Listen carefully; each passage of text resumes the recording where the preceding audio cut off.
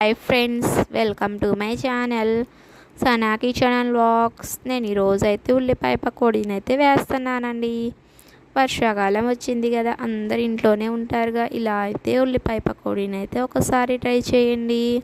ఇదైతే స్వీట్ బండి టేస్ట్ లాగా అయితే ఉండిద్ది, సూపర్గా అయితే ఉండిద్ది. మీకు నచ్చినట్టయితే ఒకసారి ట్రై చేయండి.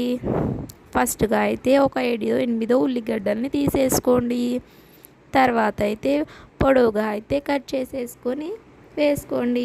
దాంట్లోకి అయితే కొంచెం అయితే స్మాష్ చేసేసుకోండి. కొంచెం 2 టీ స్పూన్స్ అయితే ఉప్పు వేసుకోండి. చిటికెడంతా అయితే పసుపు వేసుకోండి. 1 స్పూన్ అయితే కారం వేసుకోండి. చిన్న చిన్న ముక్కలుగా కట్ చేసుకున్న కరివేపాకు వేసుకోండి.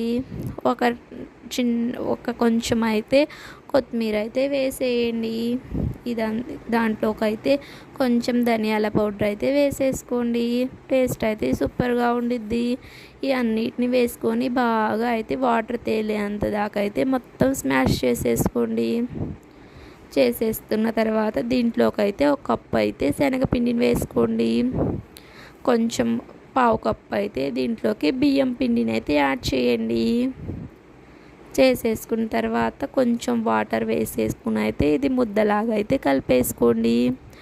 తర్వాత నాకైతే కొంచెం శనగపిండి వేస్తే బాగుండిద్ది అనిపించింది.